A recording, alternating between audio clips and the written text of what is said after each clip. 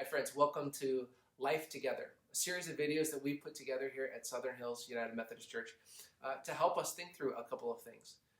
Moments of formation where we're trying to grow, moments where we share ministry and those places where we work together to be the body of Christ, and also things where moments where we answer some questions, where we take an opportunity to explore just different things that we maybe take for granted and we miss out. Today, we're going to talk about one of those questions that we get a lot. And so, again, thanks for joining us. And I hope this time together is going to be something that you'll gain a little bit of information from and maybe even share it with a friend. Thanks for joining us on Life Together.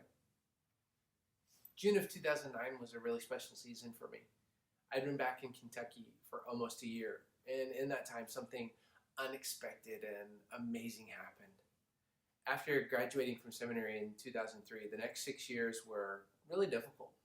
I graduated thinking I was fully prepared to help launch a revival or something into the world.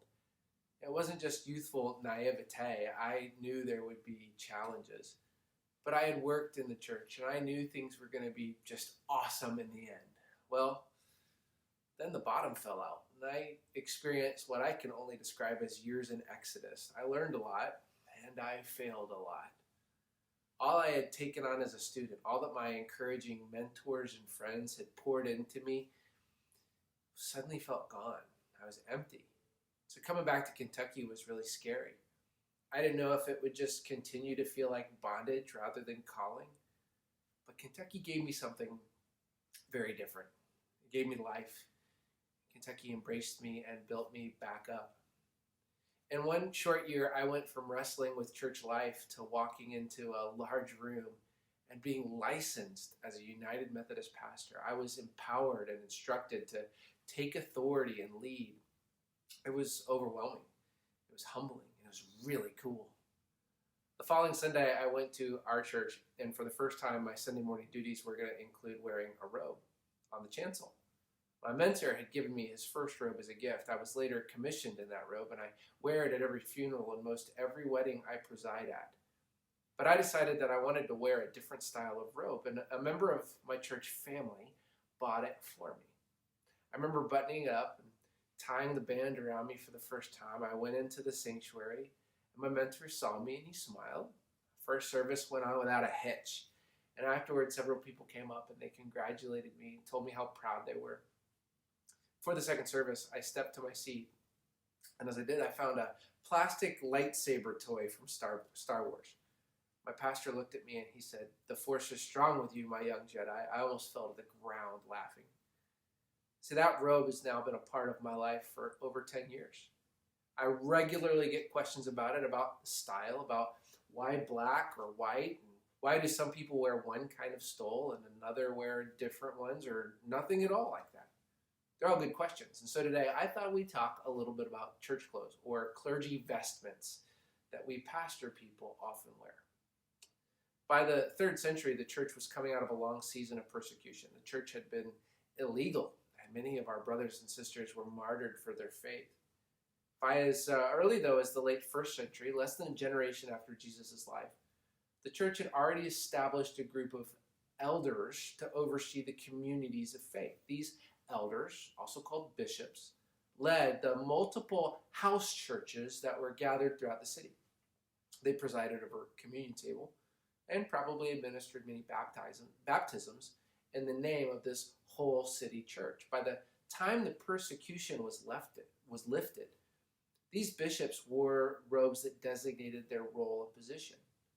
Prior to ornamental additions, robes were really just the street clothes of the day. But since those great church councils, much of the clergy of the church have worn robes, some common, some more decorative, as a way to remind themselves and the congregation that their actions are not their own, but being done in official capacities. The most common robe was the alb. It was the robe of everyday life. It was really just a tunic with a belt around it.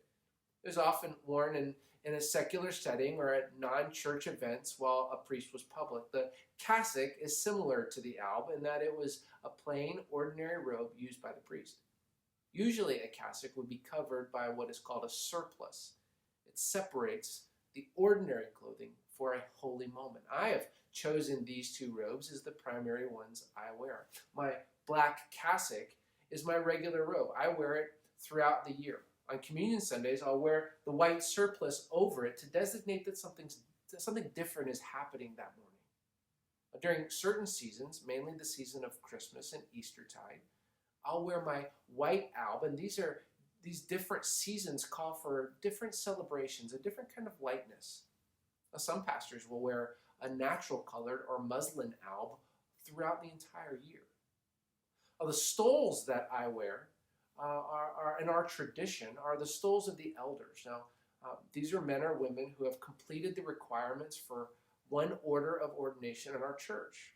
As an elder, it is my responsibility to lead and guide the church to preside over the sacraments of communion and baptism.